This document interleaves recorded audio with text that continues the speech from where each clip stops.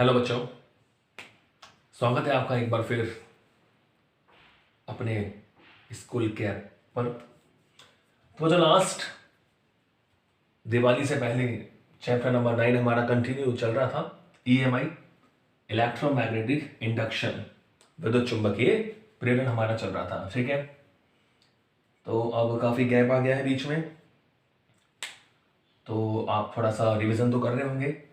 तो विद्युत चुंबकीय प्रेरण में अगर आपको ध्यान हो तो लास्ट हमने कि कोई छड़ ली थी, ठीक है, और वो छड़ घूर्णन गति करती है। क्या करती है? घूर्णन गति। कोई चालक छड़ है, वो घूर्णन गति करती है एक समान चुंबकीय क्षेत्र में, समरूप चुंबकीय क्षेत्र में, समरूप चुंबकीय क्षेत्र में। ठीक है, तो जैसा हमने देखा था कि जैसे मान लो इस तरह वो घूर्णन गति कर रही है, ये कोई छड़ है, इसकी लंबाई मान लो कितनी मानी थी? Capital L. तो ये एक समान चुंबकीय क्षेत्र में जो इसके तल के कैसा होता है? लंबवत। क्लियर है? क्योंकि ये जो छड़ हमने ली है ये तल में है और ये तल के लंबवत गति करती है, तो फ्लक्स रेखाओं को काटेगी। तो इस छड़ में कितना प्रेरित विद्युत वाहक बल था? तो आपने पढ़ा था E is equal to half B omega L square, या बी ए एफ भी हमने इसको ड्राइव किया था, बी एफ या half B omega L square. तो अगर एल लंबाई की कोई चालक छड़ ओमेगा कोणीय वेग से बी चुंबकीय क्षेत्र में गति करती है तो उसमें कितना प्रेरित विद्युत वाहक बल होता है? Half B omega L square. ये आप ध्यान रखें, half B omega L square. ठीक है, ओके। तो आज का टॉपिक इसी संदर्भ में प्रेरित विद्युत वाहक बल में, तो बिल्कुल इसी के जैसा है। ये तो हमने छड़ ली है कोई, आज हम लेंगे एक डिस्क, एक धातु की चकती लेंगे। तो आज का टॉपिक हमारा क्या है? समरूप चुंबकीय क्षेत्र में, समरूप चुंबकीय क्षेत्र में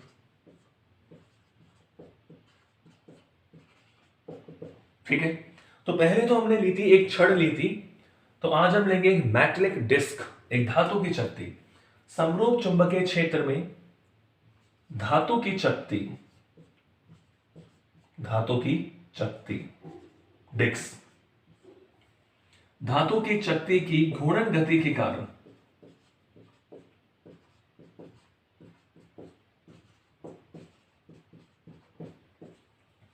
समरूप चुंबकीय क्षेत्र में धातु की चकती की घूर्णन गति के कारण प्रेरित विद्युत वाहक बल, प्रेरित विद्युत वाहक बल, इंड्यूस ईएमएफ। तो मैग्नेटिक फील्ड हमारा यूनिफॉर्म है, एक समान है, कोई चकती है वो घूम रही है, तो उसमें कितना प्रेरित विद्युत वाहक बल उत्पन्न होता है उसका हम यहां डिस्कस करेंगे। क्लियर है? तो सपोज करो ये हम मान लेते हैं कि हमारे पास ये कोई धातु की चकती है, ठीक है, ओके। और इसकी जो रेडियस है, इसकी त्रिज्या जो है वो कितनी मान रहा हूं मैं? Small r. और ये ओमेगा कोणीय वेग से घूर्णन करती है। तो ये घूर्णन किससे होता है? कोणीय वेग से होता है। रेखीय गति वेग से होती है, रेखीय वेग से होती है। तो ये वो धातु की चकती है स्मॉल आर त्रिज्या की, जो ओमेगा कोणीय वेग से घूर्णन करती है, और ये हमारा मैग्नेटिक फील्ड मैंने बना दिया। तो क्रॉस का मतलब क्या होता है कि चुंबकीय क्षेत्र तल के लंबवत कैसा है? अंदर की ओर है। ठीक है, तो ये हमारा मैग्नेटिक फील्ड है जो एक समान चुंबकीय क्षेत्र को शो करता है, यानी हर बिंदु पर चुंबकीय क्षेत्र कितना है? Capital B. तो ये जो चुंबकीय क्षेत्र है वो इस शक्ति के तल के लंबवत है, इस शक्ति के तल के लंबवत है। शक्ति किसमें घूर्णन कर रही है? वो तल में घूर्णन करेगी। चुंबकीय क्षेत्र कागज के तल के लंबवत अंदर की ओर है, यानी इसका मतलब इसका जो क्षेत्रफल सदिश होगा वो चुंबकीय क्षेत्र के दिशा में होगा। ठीक है, तो हमें निकालना है कि अगर ये चकती घूर्णन करती है, लंबवत घूर्णन करती है, क्योंकि चकती तल में है और चुंबकीय क्षेत्र तल के लंबवत अंदर की ओर है, तो ये फ्लक्स रेखा को काटेगी। तो फैराडे के नियम से क्या उत्पन्न होगा? प्रेरित विद्युत वाहक बल। क्लियर है? तो पहले अपन ये निकाल लेते हैं कि अगर मान लो इस शक्ति का जो क्षेत्रफल सदिश है वो ए वेक्टर हो, तो वो इस क्षेत्रफल में कितना फ्लक्स पारित करती है, कितना फ्लक्स को बाउंड करती है। तो देखो, अगर मैं लिखना चाहूं एक लाइन तो हम ऐसे लिख सकते हैं, माना स्मॉल आर त्रिज्या की कोई धात्विक शक्ति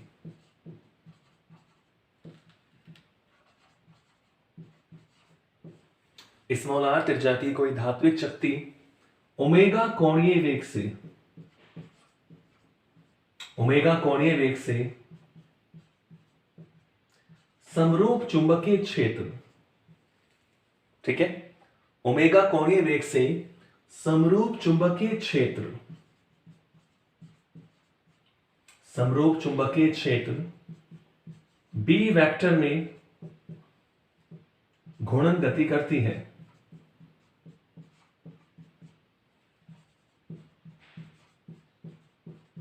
क्या करती है भाई? घूर्णन गति करती है, ठीक है। एक लाइन और लिख दूं मैं कि जो चुंबकीय क्षेत्र है वो चकती का है, चकती तो कागज के तल में स्थित है। चुंबकीय क्षेत्र चकती मैं लिख रहा हूं ब्रैकेट में, ये कागज के तल में स्थित है। चुंबकीय क्षेत्र चकती के तल के लंबवत है, तल के लंबवत अंदर की ओर है।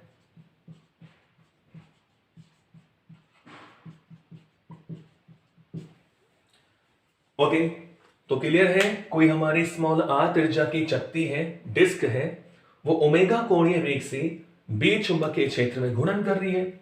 चकती तल में है और ये जो क्षेत्र है वो तल के लंबवत है, ठीक है। इसका मतलब क्या हुआ कि इसका जो क्षेत्रफल सदिश होगा यानी इसके तल के लंबवत होगा। अब इसके तल के लंबवत ही चुंबकीय क्षेत्र है और इसके तल के लंबवत ही क्षेत्रफल सदिश होगा, यानी क्षेत्रफल सदिश और चुंबकीय क्षेत्र दोनों समान दिशा में होंगे। तो देखिए कितना फ्लक्स से परिवर्त करती है। आते हैं चकती से संबद्ध, कितना बाउंड कर रही है, कितना कनेक्ट करती है। अतः चकती से संबद्ध कुल चुंबकीय फ्लक्स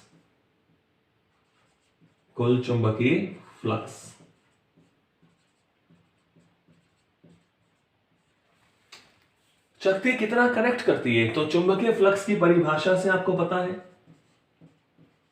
परिभाषा से क्या होता है, phi is equal to B dot A, ठीक है। फाई इज इक्वल टू क्या होता है, बी डॉट ए। ए हो गया क्षेत्रफल सदिश, तो फाई इज इक्वल टू क्या हो जाएगा, बी ए कॉस थीटा। बी ए कॉस थीटा, थीटा होता है बी और ए के मध्य कोण। अब बी इसके तल के लंबवत है, क्षेत्रफल सदिश भी तल के लंबवत होता है, इसका मतलब यहां थीटा क्या होगा, थीटा इज इक्वल टू 0। इसलिए cos 0 है, cos थीटा क्या हो जाएगा, 1 हो जाएगा। तो इसका मतलब फाई इज इक्वल टू कितना मिल गया आपको, बी ए, इक्वेशन नंबर फर्स्ट। तो इतना चुंबकीय फ्लक्स क्या करेगी, परिबद्ध करेगी। तो अब हमें निकालना है प्रेरित विद्युत वाहक बल। तो प्रेरित विद्युत वाहक बल किसके नियम से निकालेंगे, बिल्कुल फैराडे के नियम से। किसके नियम से निकालेंगे, फैराडे के नियम से, ठीक है। आपको दिखाई दे रहा है साफ, देखो आते हैं फैराडे के नियम से।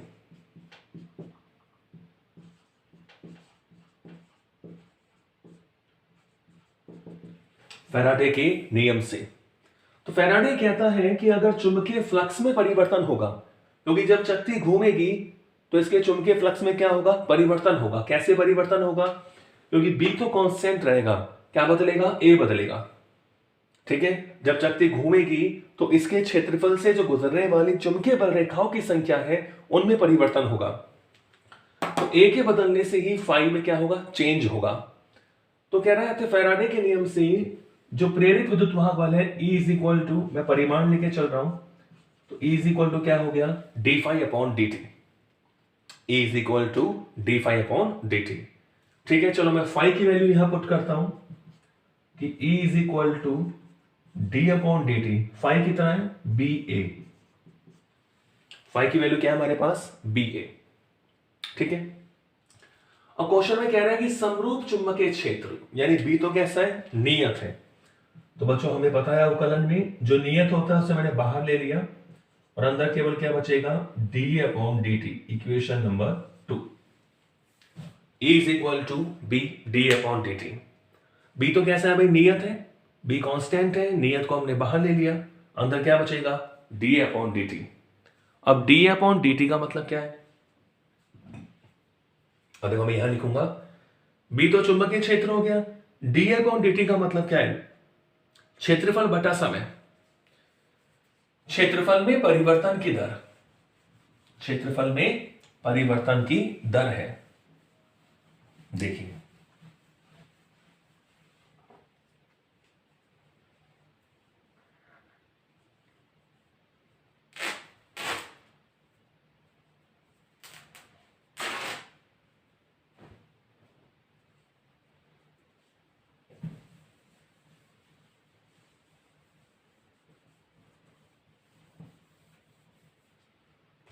तो ये तो हमारा मैग्नेटिक फील्ड है बी। तो बच्चों यहां जो डी अपॉन डी टी है, डी अपॉन डी टी, इसका मतलब क्या हुआ, क्षेत्रफल में परिवर्तन की दर, यानी क्षेत्रफल बटा क्या है, ये समय है, क्षेत्रफल बटा समय। अब आपको पता है कि एक बटा समय क्या होता है, आवृत्ति। इसका मतलब हो गया क्षेत्रफल इंटू आवृत्ति। समझ गए, डी अपॉन डी टी का मतलब है एकांक सेकंड में क्षेत्रफल, प्रति सेकंड तय किया गया क्षेत्रफल। अब प्रति सेकंड का मतलब क्या होता है, आवृत्ति। यानी कहने का मतलब यह हुआ कि डी अपॉन डी टी को मैं क्या लिख सकता हूं, क्षेत्रफल। इस पूरी चक्ति का क्षेत्रफल कितना है, ए है, वृत्ताकार चक्ति है, त्रिज्या स्मॉल आर है, यानी पाई आर स्क्वायर। और सपोज करो ये स्मॉल एफ आवृत्ति से क्या कर रही है, घूर्णन कर रही है। Equation number 3। तो यह स्मॉल एफ का मतलब क्या है, आवृत्ति। ठीक है, तो डी अपॉन डी टी का मतलब हो गया क्षेत्रफल इंटू आवृत्ति। तो इस इक्वेशन में हम रखें, देखो समीकरण 3 से, अतः समीकरण 3 से E इज इक्वल टू क्या हो जाएगा, B। D upon d T का मतलब ए एफ। तो फॉर्मूला में वही मिल गया, E is equal to B A F. E is equal to क्या मिल गया, बी ए एफ। B एक समान चुंबकीय क्षेत्र, एक क्षेत्रफल, और F क्या है, आवृत्ति है। ठीक है, देखो आपको पता है चूंकि ओमेगा इज इक्वल टू होता है 2 पाई एफ। ओमेगा बराबर क्या होता है, 2 पाई एफ। इसको हम और फॉर्म में भी, दूसरी फॉर्म में निकाल सकते हैं। Omega is equal to 2 pi f, तो यहां से एफ क्या आ गया, ओमेगा अपॉन 2 पाई। ठीक है, ओमेगा अपॉन 3 पाई। ए होता है क्षेत्रफल। अब स्मॉल आर त्रिज्या वाली चक्ति का क्षेत्रफल, जो चक्ति वृत्ताकार होती है, तो वृत्त का क्षेत्रफल क्या होता है, पाई आर स्क्वायर। ठीक है, तो हम एफ और ए की वैल्यू कहां रखे, इक्वेशन नंबर 4 में रखते हैं।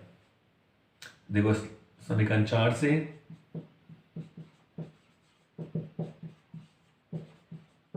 ठीक है, तो समीकरण 4 में हम इसको रखें, E इज इक्वल टू, देखो B, A की वैल्यू क्या है, pi r square into pi r square into small f कितना है, omega upon 2 pi, omega upon 2 pi. अब देखें पाई से पाई कैंसिल हो गया, तो जो प्रेरित विद्युत वाहक बल का फॉर्मूला है, E इज इक्वल टू कितना आ गया, देखो half B omega r square. तो आपको दोनों फॉर्मूले ध्यान रखने हैं, इक्वेशन नंबर 4 वाला भी और इक्वेशन नंबर 5 वाला भी। ठीक है, तो E इज इक्वल टू क्या हो गया, बी ए एफ, या E is equal to half B omega r square. इसका मतलब यह हुआ कि अगर स्मॉल आर त्रिज्या वाली कोई धातु की चक्ति, कोई चालक चक्ति ओमेगा कोणीय वेग से चुंबकीय क्षेत्र B जो एक समान है उसके लंबवत गति करती है, घूर्णन गति करती है, तो कितना प्रेरित विद्युत वाहक बल होता है? Half B omega r square. ठीक है, तो हमारा टॉपिक कंप्लीट हुआ। A is equal to half B omega r square. ठीक है, तो चलो इस पर एक क्वेश्चन करते हैं।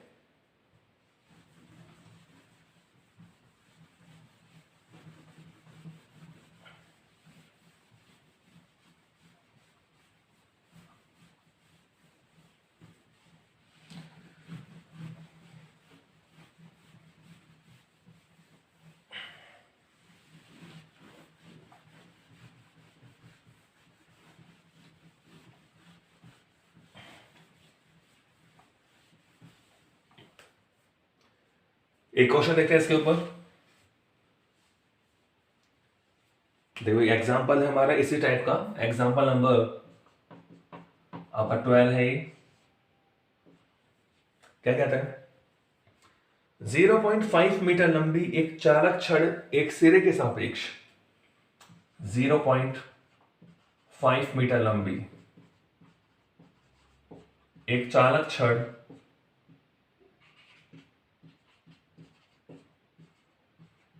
तो ये छड़ वाला क्वेश्चन आ गया जो हमारा लास्ट वीडियो वाला टॉपिक था। तो 0.5 मीटर लंबी एक चालक छड़, ठीक है, एक सिरे के सापेक्ष एक सिरे के सापेक्ष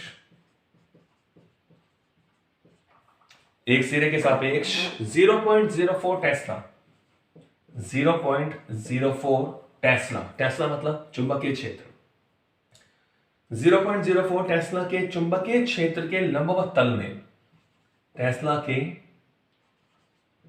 चुंबकीय क्षेत्र के लंबवत तल में, इसका मतलब क्या हुआ कि छड़ घूम रही है लंबवत तल में, लंबवत तल में 40 चक्कर प्रति सेकंड के कोणीय वेग से घूर्णन कर रही है। 40 चक्कर पर सेकंड,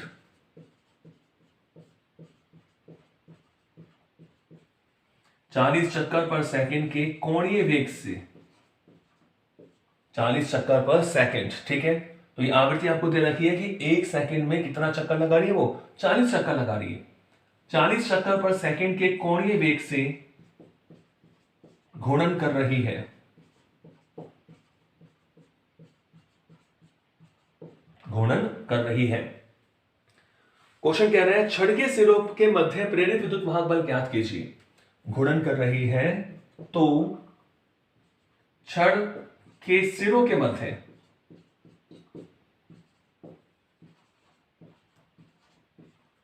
तो छड़ के सिरों के मध्य प्रेरित विद्युत वाहक बल, प्रेरित बल ज्ञात करो। ये क्वेश्चन है, ठीक है। तो क्वेश्चन आपने सुन लिया है, पढ़ लिया है ध्यान से। तो देखिए क्या दे रखा है, गिवन 0.5 मीटर लंबी एक चालक छड़, यानी ये चालक छड़ हो गई। चलो L इज इक्वल टू मैंने मान लिया 0.5 मीटर, ठीक है।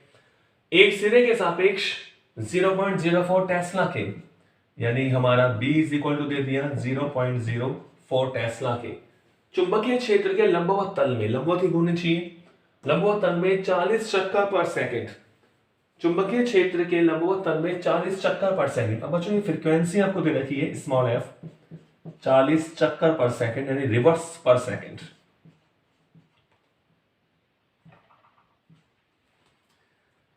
चालीस चक्कर पर सेकंड, एक सेकंड में चक्करों की संख्या वो होती है आवृत्ति।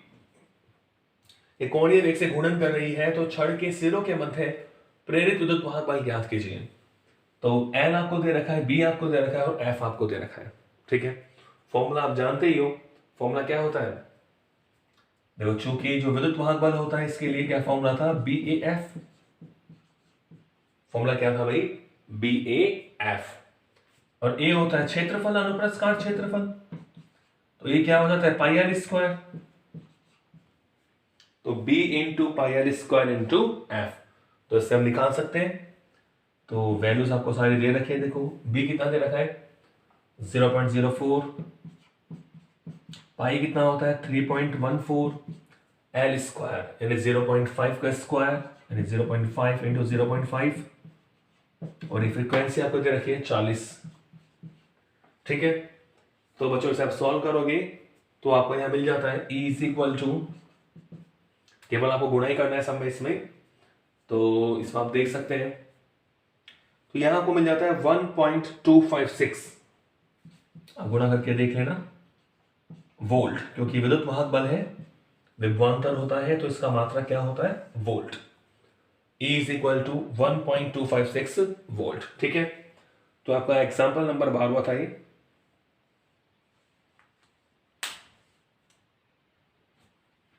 देख सकते हैं आप।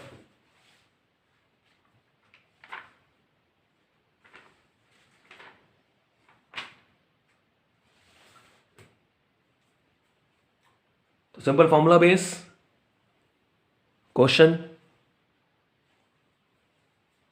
एक क्वेश्चन और लेते हैं नेक्स्ट एग्जांपल इसका। एग्जांपल नंबर 13 और देखते हैं, ये भी इसी तरीके का है, तो और क्लियर हो जाएगा, न्यूमेरिकल से कंसेप्ट क्लियर हो जाता है बिल्कुल।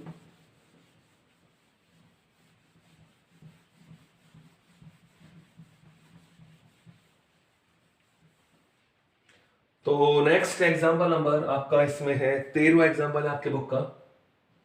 ठीक है, आपको पता है 9 चैप्टर पूरा है हमारे सिलेबस में, मतलब उसमें कोई कटिंग या कोई रिडक्शन नहीं हुआ है, चैप्टर में पूरा है हमारा 9वां चैप्टर। तो क्वेश्चन नंबर 13 क्या कह रहा है आपसे एग्जांपल, एक धात्विक ग्रामोफोन की चकती वाला क्वेश्चन दे दिया आपको। इसमें एक धात्विक ग्रामोफोन,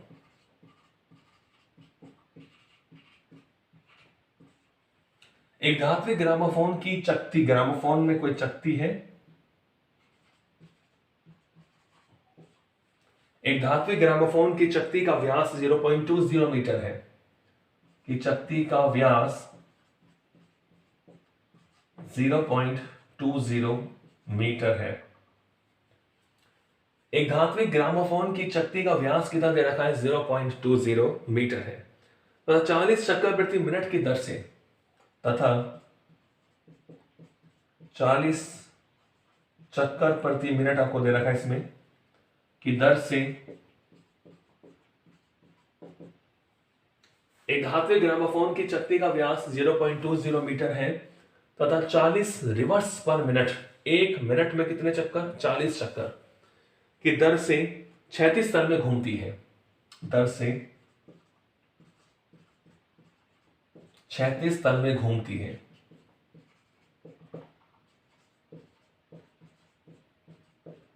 ठीक है, घूमती है। यदि पृथ्वी के चुंबकीय क्षेत्र के ऊर्ध्व घटक का मान, यदि पृथ्वी के चुंबकीय क्षेत्र पढ़ा हुआ है हमने भूचुंबकीय क्षेत्र, यदि पृथ्वी के चुंबकीय क्षेत्र के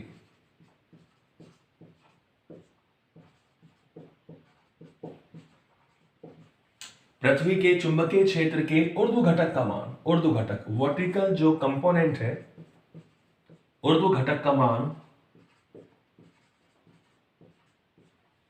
यदि पृथ्वी के चुंबकीय क्षेत्र के ऊर्ध्व घटक का मान, यह आपको इसमें दे रखा है 0.01 टेस्ला, 0.01 टेस्ला है, तो चकती के केंद्र तथा परिधि टेस्ला है, तो चकती के केंद्र तथा परिधि, तो चकती के केंद्र तथा परिधि के मध्य प्रेरित विद्युत वाहक बल ज्ञात कीजिए। मतलब उसके सिरों के मध्य पूछ रहा है, केंद्र तथा परिधि के मध्य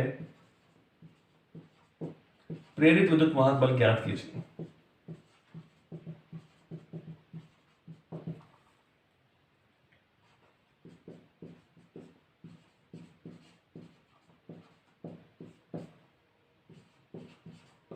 ठीक है, तो ये क्वेश्चन आपको दे रखा है चकती वाला। क्वेश्चन क्या कह रहा है, एक धात्विक ग्रामोफोन की चकती का व्यास 0.20 मीटर है। कोई ग्रामोफोन है, उसमें डिस्क लगी हुई है जो कि धात्विक है, चालक है, उसका आपको डायमीटर आपको इसमें दिया हुआ है 40 रिवर्स पर मिनट, यानी 1 मिनट में कितने चक्कर वो लगा रही है, 40 की दर से क्षैतिज तल में घूमती है। ठीक है, यदि अब तो यहां थोड़ा कंफ्यूज कर दिया आपको, यदि पृथ्वी के चुंबकीय क्षेत्र का ऊर्ध्व घटक यानी वो लंबवत ही होगा, चकती क्षैतिज तल में घूमती है, क्षैतिज घटक ये ऊर्ध्व घटक तो लंबवत हो गया। यदि पृथ्वी के चुंबकीय क्षेत्र के ऊर्ध्व घटक का मान 0.01 टेस्ला है तो चकती के केंद्र तथा परिधि के मध्य प्रेरित विद्युत वाहक बल ज्ञात कीजिए। तो क्या दे रखा है इसमें आपको, गिवन व्यास यानी मान लो आपको डायमीटर दे रखा है d is equal to 0.20 metre. ठीक है, व्यास आपको इसमें दिया हुआ है, तो हम त्रिज्या निकाल लें। त्रिज्या क्या होता है, व्यास का आधा होता है, यानी 0.20/2 यानी कितना आ गया, 0.10 मीटर। ठीक है, ये इसके वही रेडियस। तो 40 रिवर्स पर मिनट, फ्रीक्वेंसी आपको दे रखी है इसमें स्मॉल f, आवृत्ति आपको दे रखी है 40 रिवर्स पर मिनट, लेकिन हम कैलकुलेशन एम केस में करेंगे तो मिनट को हम सेकंड में बदलेंगे। तो यहां से आपको मिल गया 40 रिवर्स पर, 1 मिनट में कितने सेकंड होते हैं भाई, 60 सेकंड, 0 से 0 कट गया, तो ये हो गया 2 दूनी 4, 2 तिया 6, 2/3 रिवर्स पर सेकंड। ये फ्रीक्वेंसी हो गई 2/3 रिवर्स पर सेकंड। ठीक है, और मैग्नेटिक फील्ड आपको दे रखा है जो ऊर्ध्व घटक है, तो ऑब्वियसली ये लंबवत होगा, मैग्नेटिक फील्ड 0.01 टेस्ला। ठीक है, तो आपको निकालना है प्रेरित विद्युत वाहक बल, रेडियस दे रखी है, फ्रीक्वेंसी दे रखी है और चुंबकीय क्षेत्र आपको दे रखा है। तो बताओ क्या होता है फॉर्मूला। तो फैराडे के नियम से हमने अभी डिराइव किया है चकती के लिए कि जो प्रेरित विद्युत वाहक बल E होता है, ठीक है, E का मतलब यहां पर क्या है, इंड्यूस EMF, प्रेरित विद्युत वाहक बल। तो E इज इक्वल टू क्या होता है भाई, BAF, E is equal to BAF। तो B गिवन है, ठीक है, F गिवन है, A नहीं है, लेकिन रेडियस आपको दे रखी है, त्रिज्या आपको दे रखी है, तो यहां से हम E इज इक्वल टू, देखो B, A होता है क्षेत्रफल यानी चकती पाई आर स्क्वायर, F चकती का क्षेत्रफल क्या होगा, पाई आर स्क्वायर, क्योंकि इसकी रेडियस कितनी है, स्मॉल r। तो let's put the values of B small r and F। तो E इज इक्वल टू क्या मिलेगा आपको, B कितना है 0.01 इंटू पाई कितना है 3.14 r स्क्वायर, तो 0.10 इंटू 0.10 इंटू स्मॉल f कितना है भाई 2/3। तो बस इसे सॉल्व कर लो और बताओ कि हमें कितना प्रेरित विद्युत वाहक बल हमें वैल्यू मिलती है। तो ये आप सॉल्व करोगे तो आपको मिल जाएगा 2.09, सॉल्व करने पर गुणा भाग कर सकते हो, तो 2.09 into 10 to power -4 volt, 2.09 into 10 to power -4 volt. तो इस तरह के क्वेश्चन जो प्रेरित विद्युत वाहक बल, चाहे वो छड़ से संबंधित हो चाहे वो चकती संबंधित हो, वो हम क्वेश्चन निकाल सकते हैं इनके। तो ठीक है, आज के वीडियो में हमने सीखा कि कोई चकती जब घूर्णन करती है लंबवत चुंबकीय क्षेत्र में तो कितना विद्युत वाहक बल प्रेरित होता है, BAF या half B omega R square. ठीक है, तो आज के लिए इतना ही, मिलते हैं नेक्स्ट वीडियो में कुछ नए टॉपिक और क्वेश्चन के साथ। Thank you.